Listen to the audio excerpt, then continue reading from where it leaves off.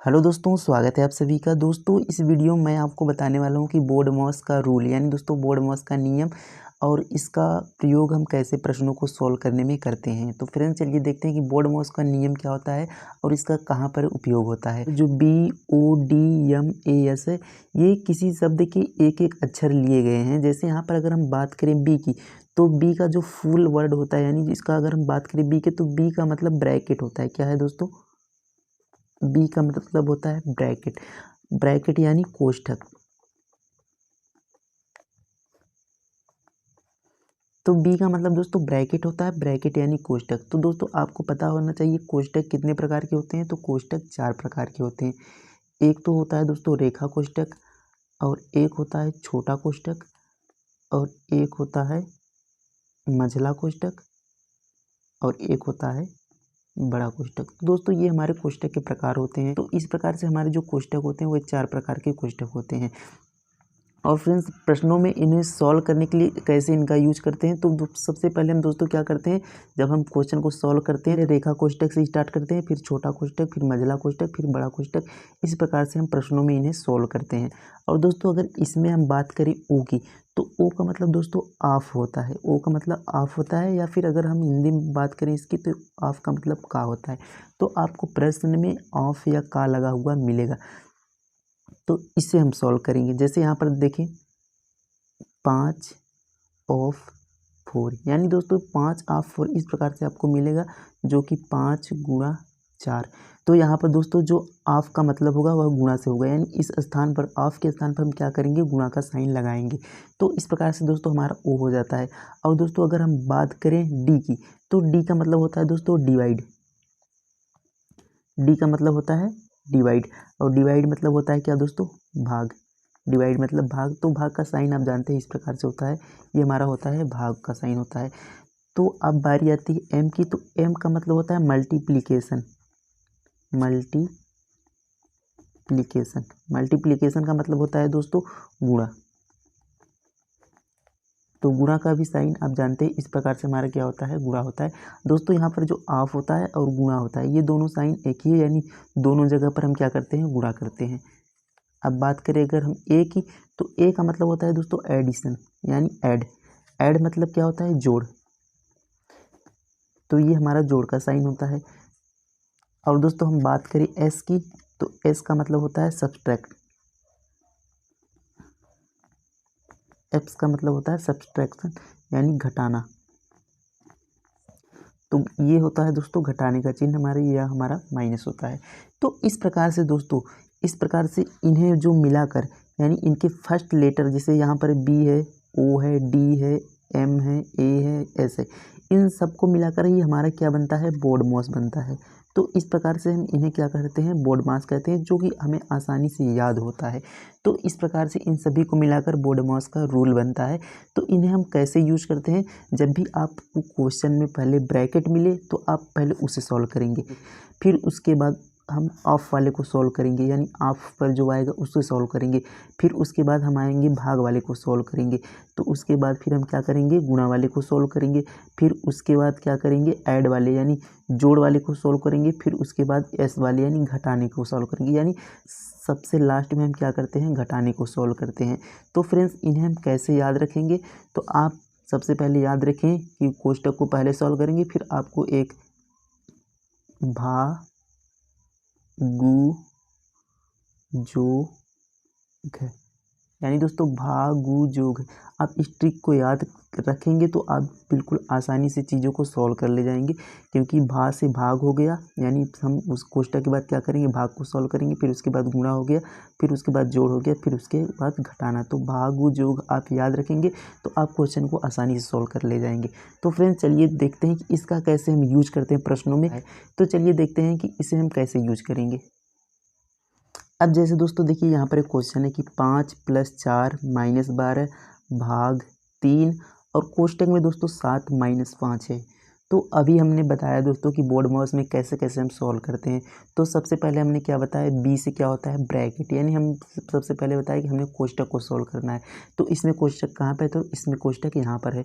तो ये कौन सा कोष्ठक है, तो मैंने बताया कोष्ठक 4 प्रकार के होते हैं। रेखा कोष्टक, छोटा कोष्टक, मंझला कोष्टक, बड़ा कोष्टक। तो ये हमारा छोटा कोष्टक है। तो इसे हम सॉल्व करते हैं सबसे पहले। तो यहाँ पर देखिए 5 + 4 - 12, यानी इन पहले वाली संख्याओं को हम ऐसे ही लिख देंगे। जो हमें सॉल्व करना है सबसे पहले हम उसे सॉल्व करेंगे, बाकी जो पीछे की संख्या है हम ऐसे ही लिख लेंगे। तो यहाँ पर देखिए भाग, अब 3 यहाँ पर। अब दोस्तों यहाँ पर देखिए, जब यहाँ पर कोई साइन नहीं होता, यानी जहाँ पर कोई साइन नहीं था वहाँ पर क्या कर लिखते हैं, गुणा। तो यहाँ पर 7 में से जब हम 5 को घटाएंगे तो क्या आ जाएगा, 2 आ जाएगा। तो इस प्रकार से दोस्तों यहाँ पर क्या आ गया, 2 आ गया। अब हम देखिए 5 + 4 है और -12, तो 5 + 4 -12। तो हमने क्या बताया था कि ब्रैकेट के बाद क्या आता है, ऑफ आता है, यानी ओ। ओ मतलब ऑफ, ऑफ मतलब का, यानी का कहीं पर है यहाँ पर, तो का इसमें कहीं पर नहीं है। का जब भी आएगा दोस्तों आपको इस प्रकार से वहाँ पर लगा होगा, या तो ऑफ लगा होगा या तो फिर का लगा होगा। इस प्रकार से आपको क्वेश्चन में दिया होगा, पर ओ इसमें कहीं नहीं है। तो ऑफ के बाद क्या होता है, BOD। डी के बाद क्या होता है, डिवाइड। डिवाइड मतलब भाग। तो हम क्या करेंगे, भाग करेंगे। तो इसमें देखिए भाग यहाँ पर है, तो इसमें हम भाग करेंगे। तो यहाँ पर देखिए 3 से जब हम 12 में भाग करेंगे, 12 को 3 से डिवाइड करेंगे, 3 चौक कितनी बार में जाएगा, 4 बार में जाएगा। तो यहाँ पर क्या आ जाएगा, यहाँ पर 4 आ जाएगा। कितना आ जाएगा, 4 आ जाएगा। अब दोस्तों यहाँ पर जो गुणा का चिन्ह है, यहाँ पर हम गुणा 2 कर देंगे। अब दोस्तों हमने क्या बताया था, भागु, यानी भाग के बाद क्या आ जाएगा, गुणा। मैंने अभी बताया था भागु जो है। तो हमने अभी क्या किया, भाग किया। अब उसके बाद हमें क्या करना है, गुणा करना है। तो हम यहाँ पर लिख लेते हैं इसे 5 + 4 माइनस। अब दोस्तों देखिए 4 और 2 का गुणा करेंगे, 4 दूनी 8 हो जाएगा। अब हमें क्या करना है, तो भागु हम भाग कर चुके, गुणा कर चुके। अब हमें क्या करना है, जोड़ करना है।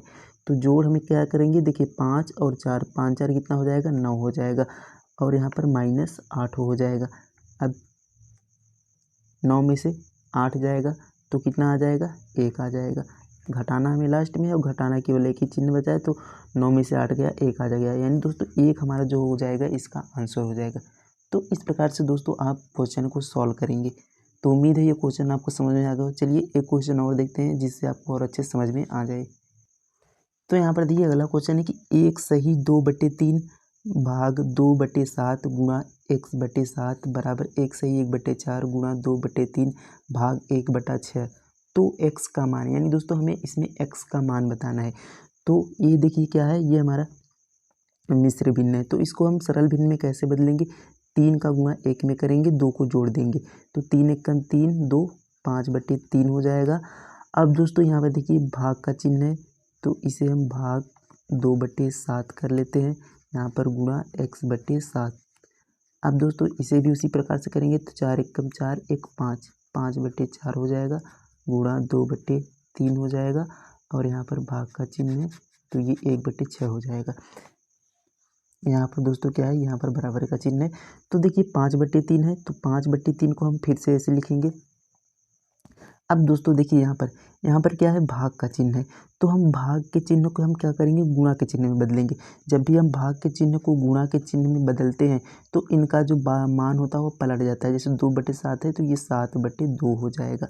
अब दोस्तों यहाँ पर गुणा x/7, अब ये बराबर है।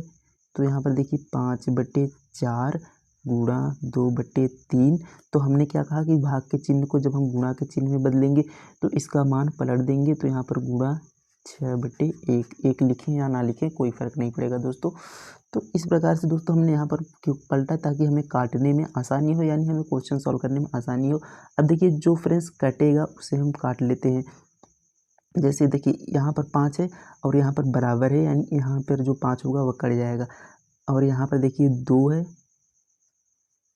तो यहाँ पर 2 दूना 4, यानी 2 बार में यहाँ कट जाएगा। ये 7 से 7 कट जाएगा दोस्तों। यहाँ 3 से 3 कट जाएगा। अब देखिए यहाँ पर 2 है, तो 2 से ये 2 कट जाएगा। अब बचा कितना दोस्तों, यहाँ पर हमारा 6 बचा है। और यहाँ पर सारी संख्याएं कट चुकी हैं, केवल x बराबर हमारा कितना बचा है, 6 बचा है। तो x बराबर 6 दोस्तों ये क्या हो जाएगा, इसका आंसर हो जाएगा। तो इस प्रकार से आप क्वेश्चन को सॉल्व कर सकते हैं। उम्मीद है दोस्तों ये सारे क्वेश्चंस आपको समझ में आएंगे और आपको बोर्ड मास का रूल भी बिल्कुल अच्छे से समझ में आ गया होगा।